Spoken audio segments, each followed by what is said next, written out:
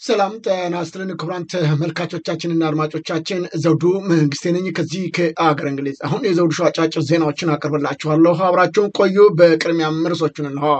ኢድ አልፈጥር በዓል ተከበረ። የመንግስት ሹሙ ሚስጥሩን ዘገዘኩት። ፋኖም የእንኳን አደረሳችሁ መልእክት አስተላለፈ። ቢጂአይ ኢትዮጵያ ቅጣት ተጣለበት። በእውቅ ኢትዮጵያ ላይ እግድ ተጣለ። በመቶች አስከሬንን እየደበቁም ተቀጦ። ኢራን የአሜሪካን ጦር ጀትን አጋየችው። አሁን ወደ ዝርዝሩ እንሄዳለን። አብራችሁን ቆዩ። የመንግስት ባለስልጣኑ የብልጽግናን ምስጢር ደገጠቁት። የ206ኛ ኮር አዳኝ ቡድን በሉማሜ ከተማ በሰራው ታላቅ ኦፕሬሽን ነው ምርጫን ተከትሎ የአማራ ፋኖ ብሔራዊ ንቅናቄ ያወረደው መመሪያ ጥሶ የተገኘ የመንግስት ሹም በቁጥጥር ስር መዋሉን የገለጸው። አቶ ደረጃ ያለው የሉማሜ ከተማ መሰረተ ልማትና የከተማው አገልግሎት አሰጣጥ ቡድን መሪ ኃላፊ እንዲሁም የ02 ቀበሌ ምክትል አፈ ጉባኤ ህዝብን አስገድዶ ቤት ለቤት ምርጫን ካርድ ሲያስወጣ የነበረው ታማኝ ካድሬ ነው። በ206 ኮር አዳኝ ቡድን በሉማሜ ከተማ በተደረገው ታላቅ ኦፕሬሽን በቁጥጥር ስር የዋለው በሉማሜ ከተማ 02 ቀበሌ ቤት ለቤት እየዞረ ህዝብን እያንገላታ በማስገደድ ካርድ አናወጣም ያለው የህብረተሰብ ክፍሎችንም ሲያስር የነበረው አቶ ደረጃ ያለው ነው። በ206ኛ ኮር አዳኝ ቡድን በቁጥጥር ስር ከዋለ በኋላ የመንግስትን ገበና እንዲህ ሲል ዘግዝኮታል። ስሜ ደረጃ ያለው እባላለሁ። የሉማሜ ከተማና መሰረተ ልማት የአገልግሎት አሰጣጥ ቡድን መሪ ነኝ። ሲቀጥል የ02 ምክትል አፈ ጉባኤ ነኝ። ምርጫ እንዳስፈጽም ያው ተመድቤ ከካቢኔ ጋራ ስንቀሳቀስ ቤት ለቤት እያስገደን እያስወጣን የምርጫ ካርድ እንዲወስዱ አድርገናል። ነገር ግን ምርጫው ተገቢና ፍትሃዊ አይደለም። ምክንያቱም በጦርነት አውድማ ውስጥ እያለን አማራ ክልል ሰላም ያጣበት የጦርነት አውድማ የሆነ ስለሆነ ምርጫው ለማስፈጸም ተገቢ አይደለም። ነገር ግን መንግስት የራሱን ስልጣን ለማራዘም ሲባል ምርጫ እንዲካሄድለት የሚያደርገው እንቅስቃሴ ጥሩ ስላልሆነ እንደ አማራ ክልል ምርጫ መካሄድ የለበትም። ወረዳውም በሙሉ በፋኖች መውደቁን እየገለጸው ባለስልጣኑ በተለይ መንግስት በኃይል በጉልበት ምርጫውን በማካሄድ አሁንም ራሱ ስልጣኑን ለማራዘም የሚያደርገው ጥረት ነው እንጂ በአካባቢው ላይ ፋኖ ነው እየተቆጣጠረ ያለው ሲልም አክሎ ተናግሯል። ለምሳሌ የኛን ወረዳ ብናየው በዙሪያ ወረዳ 28 ቀበሌ አለ። በከተማ አስተዳደሩ 5 ቀበሌ አለ። በዙሪያ ወረዳው ሙሉ በሙሉ ፋኖ ያለበት ነው። በከተማ አስተዳደሩ በአራቱ ቀበሌዎች ከሞላ ጎደል ሙሉ ባይባልም መንግስት ኃይል ያለበት ነው። 3 ቀበሌ ላይ ብቻ ምርጫ ማስፈጸሙ ወንጀል ነው፣ ተገቢም አይደለም።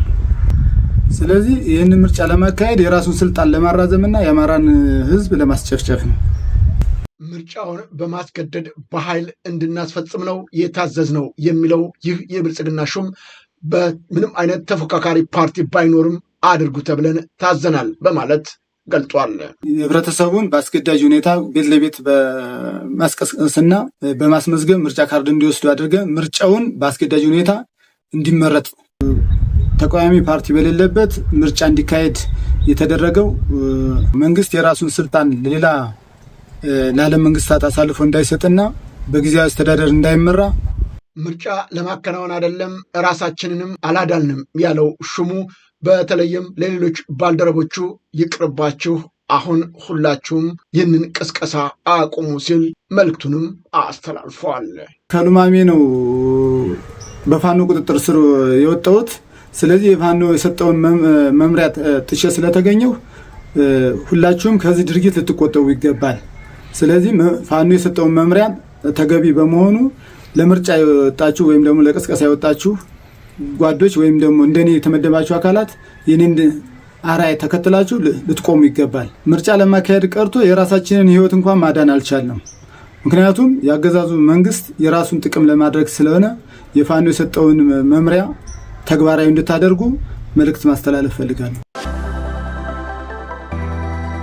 በሌላም በኩል የከተማ ከንቲባውም በበኩሉ አሁን እየተፈጸመ ያለው ነገር ተገቢነት የሌለው ነው፣ በአጠቃላይ ፋኖች ቁጥጥር ስር አውለውታል ክልሉን ሲልም ገልጿል። በተለይም ምርጫን በተመለከተም እንደገለጸው ከሆነ አሁን የሚሆን በፍጹም አይደለምም ብሏል። አሁን ባለበት ነባራዊ ሁኔታ ምንም ማድረግ የሚቻልበት እድል የለም። ምክንያቱም ብዙዎቹን ወረዳዎች ብዙዎቹን አካባቢዎች በፋኖ ቁጥጥር ውስጥ ያሉ ስለሆነ በእንደዚህ አይነት መንገድ ደግሞ ምርጫን ማሳካት የሚቻልበት እድል ይኖራል ብዬ አላስብም።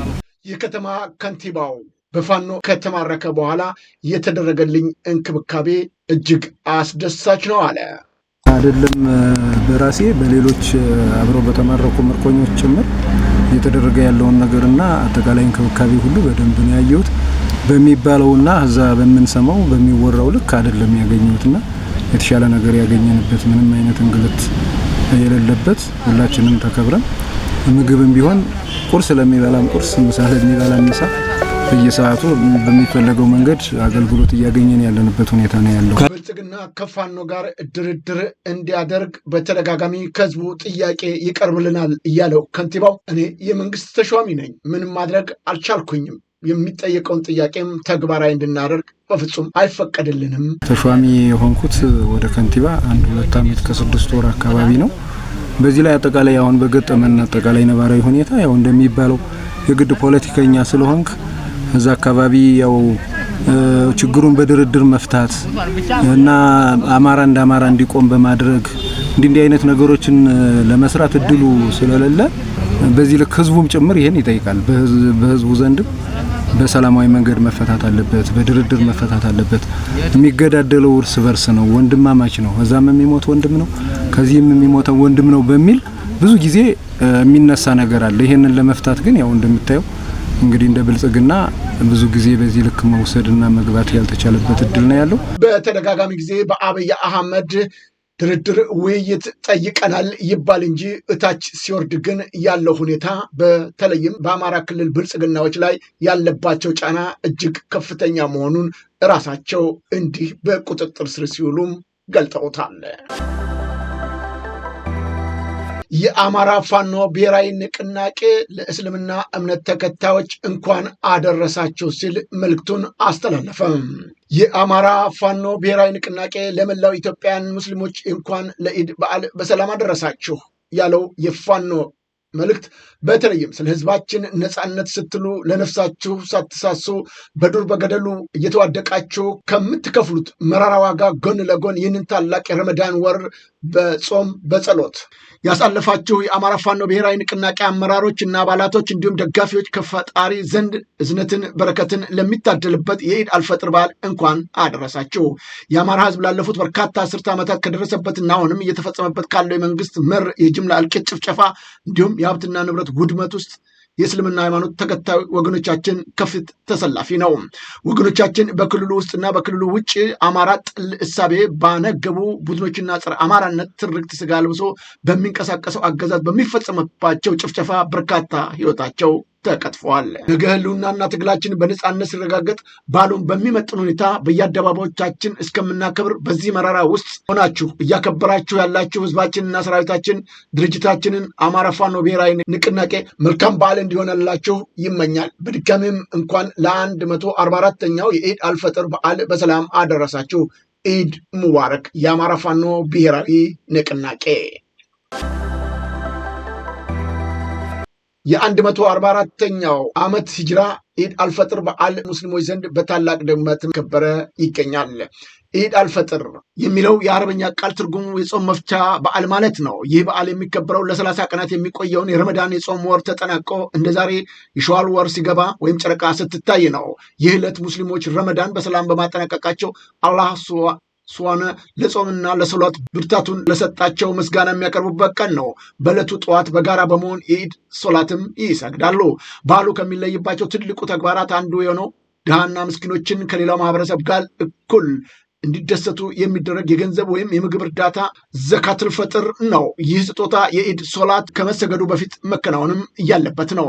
በዚህ ቀን ነው ሙስሊሞች አዳዲስ ወይም ንጹህ ልብሶችን ይለብሳሉ፣ ቤተሰቦቻቸውን፣ ጓደኞቻቸውን ይጎበኛሉ። እንዲሁም ልዩ ጣፋጭ ምግቦችን፣ መጠጦችን በቤት ይዘጋጃሉ። ከጎረቤቶቻቸውና ወዳጆቻቸው ጋር እንኳን ለኢድ አደረሳችሁ በመባልም በታላቅ ፍቅር የሚከበር በዓል ነው። ታዲያ ይህ በዓል በመላው ኢትዮጵያ የተለያዩ ክልሎችም በታላቅ ሁኔታ መከበሩ ነው የተገለጸው። የፌዴራል ጠቅላይ ፍርድ ቤት በአቶ ታዬ ደንደዓ ላይ ተላልፎ የነበረውን የ7 ዓመት እስራት ወደ 4 ዓመት ዝቅ አደረገ። የፌዴራሉ ጠቅላይ ፍርድ ቤት በቀድሞ የሰላም ሚኒስትር ዴኤታ አቶ ታዬ ደንደዓ ላይ ተላልፎ የነበረውን የ7 ዓመት የጽኑ እስራት ቅጣት ነው ወደ 4 ዓመት ዝቅ ማድረጉን ያሳወቀው። ፍርድ ቤቱ ይህንን ውሳኔ ያስተላለፈው ግለሰቡ ያለ ፈቃድ የጦር መሳሪያ በመያዝ ወንጀል ተከሰው የቀረበባቸውን የቅጣት ቅነሳ ይግባኝ መርምሮ ሲሆን ለውሳኔው የተከሳሽን የጤና ሁኔታ፣ ቤተሰብ አስተዳዳሪነትና ቀደም ሲል ለሕዝብ ያበረከቱትን አስተዋጽኦ ከግምት ውስጥ ማስገባቱንም ገልጧል። በክስ ሂደቱ ወቅትም የታየ ጠበቆች እንደ ጠቅላይ ሚኒስትር አብይ አህመድና የአዲስ አበባ ከተማ ከንቲባ አዳነች አቤቤ ያሉ የመከላከያ ምስክሮችን በችሎት ባለማቅረባቸው የተከሳሹ የመከላከያ ምስክር የማሰማት መብት መጣሱን በመጥቀስ ሲከራከሩ ቢቆዩም አቃቢ ሕግ በበኩሉ ባለስልጣናት ያልቀረቡት በስራ መደራረብ ምክንያት መሆኑን ለችሎቱ አስረድቷል። ቢጂአይ ኢትዮጵያ አካባቢ በመበከል 2 ሚሊዮን ብር ተቀጣ። ቢጂአይ ኢትዮጵያ ነው ለጤና ጠንቅ የሆነ አደገኛ ኬሚካል ወደ ወንዝ በመልቀቅ ክስ የ2 ሚሊዮን ብር አስተዳደራዊ ቅጣት የተጣለበት። የአዲስ አበባ ከተማ አስተዳደር ደንብን በማስከበር ባለስልጣን እንዳስታወቀው ቢጂአይ ኢትዮጵያ በልደታ ክፍለ ከተማ ወረዳ 9 ተግባረድ ተብሎ በሚጠራው አካባቢ የሚገኘው ተቋሙ በላቦራቶሪ የተረጋገጠ አደገኛ ኬሚካል ወደ ወንዝ ሲለቅ ተገኝቷል ነው ያለው። በዚህም ምክንያት 2 ሚሊዮን ብር ቅጣት ተጥሎበታል ብሏል። በካናዳ የሚኖሩ ኢትዮጵያን ጋዜጠኞች የሙያ መብታቸውን ለማስከበር ማህበር መመስረታቸውን አሳወቁ።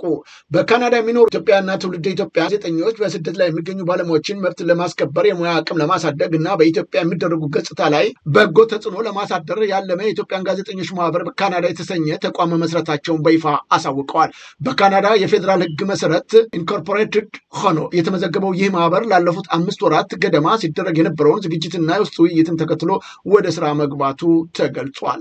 የማህበሩ ዳይሬክተሮች ቦርድ ሊቀመንበርና በካናዳ የሚገኘው አዲስ ቅኝት የተሰኘ መገናኛ ብዙሃን ተቋም አዘጋጅና አቅራቢ ጋዜጠኛ ገዛኝ መኮንን ለዶቼ ቬሌም እንደገለጸው ተቋሙ በዓለም ዙሪያ ያሉ የሚዲያ ድርጅቶች የኢትዮጵያ ጋዜጠኞች እየከፈሉት ያለውን መስዋዕትነት እንዲገነዘቡም ለማድረግ በትክክል ይሰራልም ሲል ተናግሯል።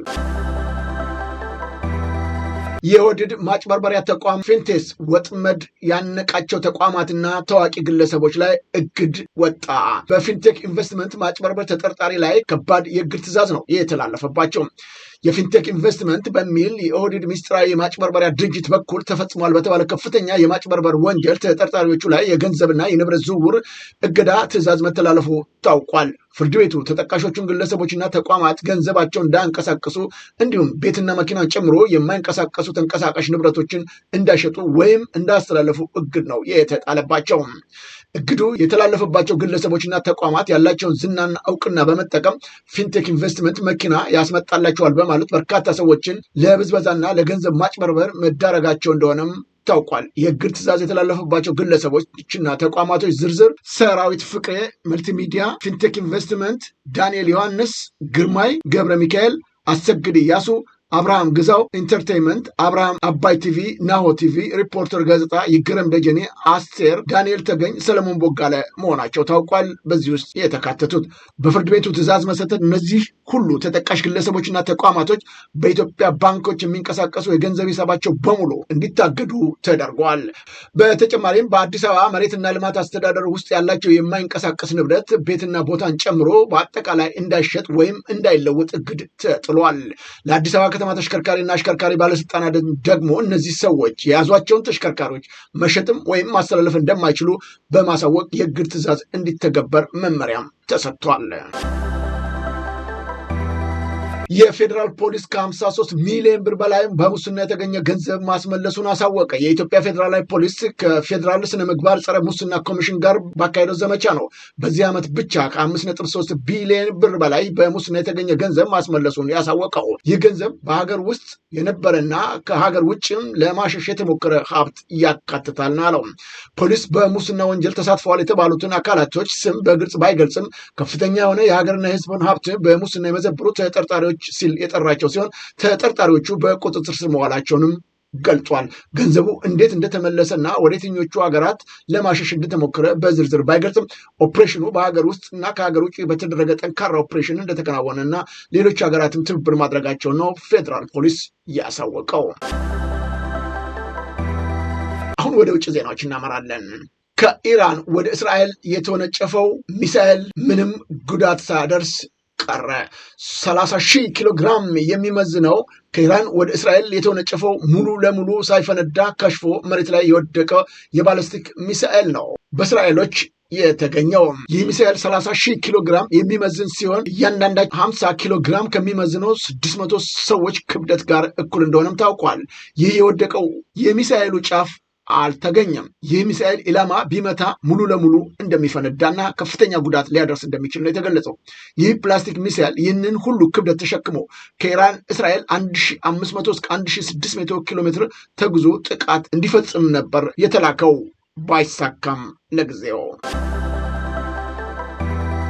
አረብ ኤሚሬት የጋዝ ምርት አቁመናል አለች። የተባበሩት አረብ ኤሚሬቶች ዩኤኢ ነው የጋዝ ምርት አሁን ላይ ዜሮ መሆኑን እና በዋና ዋና የተፈጥሮ ጋዝ ተቋማት ላይ የሚከናወኑ ስራዎች በሙሉ መቆማቸውን ያሳወቀችው። ይህ የሆነውም አብዛኛው የጋዝ ማጣሪያ ተቋማቶች በኢራን ጥቃት ጉዳት ስለደረሰባቸው እንደሆነም ተገልጿል። ምንም ማድረግ አልቻልንም፣ ከፍተኛ ኢኮኖሚያችን በኢራን ምክንያት ወድሟል ነው ያሉት። ከዚህ ችግር ለማገገም ረጅም ዓመታት ሊፈጅ እንደሚችልም የገለጹት የዩኤኢ ባለስልጣናቶች አሁንም ጉዳታቸው የከፋ መሆኑን ተናግረዋል። በአሜሪካ 190 አስክሬኖች ደብቀው የከረሙ ባልና ሚስት በእስራት ተቀጡ። በኮሎራዶ ግዛት ውስጥ የሚገኙ ሁለት የቀብር አስፈጻሚዎች ናቸው 189 አስከሬኖችን በአግባቡ አቃጥሎ ከመቅበር ይልቅ በአንድ ህንፃ ውስጥ አከማችተው በመገኘታቸው ነው የጽኑ እስራት ቅጣት የተበየነባቸው። ጆን እና ካቲ ሃልፎርድ የተባሉ ባልና ሚስት አስከሬኖቹን በክብር ከማሳረፍ ይልቅ በማከማቸትና ለሟች ቤተሰቦች የአመድ ምትክ የኮንክሪት ድብልቅ በመስጠት ነው $130,000 በላይ አጭበርብረዋል የተባሉት። እነዚሁ ጥንዶች በተጨማሪም $900,000 የሚጠጋ የኮቪድ-19 ድጋፍ ለግል ቅንጦታቸው ማዋላቸውም ተረጋግጧል። ፍርድ ቤቱ ሃልፎርድ በ40 ዓመት ባለቤቱ ካሬን ደግሞ በ18 ዓመት ጽኑ እስራት እንዲቀጡም ወስኖባቸዋል። ድርጊቱ በአሜሪካን ታሪክ ዘግናኝ ከተባሉ የቀብር አገልግሎት ቅሌቶች አንዱ ሆኖም ተመዝግቧል። ኢራን የአሜሪካውን F-35A የጦር ጀት መምታቷ ታወቀ። የኢራን የራዳር እይታ ሰርጎ በመግባት የሚታወቀውን የአሜሪካን F-35A የጦር ጀት መምታቷን የዓለም አቀፍ ሚዲያዎችም ዘግበውታል። ድርጊቱን አሜሪካም አምናለች። ኢራን ይህንን እጅግ ዘመናዊ ጀት በታሪክ ለመጀመሪያ ጊዜ በመምታት ቀዳሚ ሀገርም ሆናለች ነው የተባለው። ይህ ክስተት የኢራንን የአየር መከላከያ አቅም የሚያመላክት ሲሆን በተለይም ሀገሪቱ ከቻይና ሊቀርቡላት የሚችሉ ዘመናዊ ሚሳኤሎችን ታጥቃ ሊሆን ይችላል የሚል ስጋትም ተፈጥሯል። ይህ በቀጣይ በአካባቢው የሚኖሩ ወታደራዊ ግጭቶች ላይ ለአሜሪካና ለእስራኤል ትልቅ ፈተና እንደሚሆንም ተገምቷል። ክቡራን ተመልካቾቻችንና አድማጮቻችን ለአሁኑ ያቀረብኩላችሁ የዘውዱ ሾው አጫጭር ዜናዎች እነዚህን ይመስሉ ነበረ። በቀጣይ ዝግጅታችን እስከምንገናኝ የዘውዱ ሾው ሚዲያን ሼር፣ ላይክ እና ሰብስክራይብ በማድረግ ወዳጅ ቤተሰቦቻችን እንድትሆኑ ከወዲሁ በማክበር እንጋብዛለን። ከዜናዎቹ ጋር አብሬያችሁ የነበርኩትን የዘውዱ መንግስት የነበርኩ። ጤና ይስጥልኝ።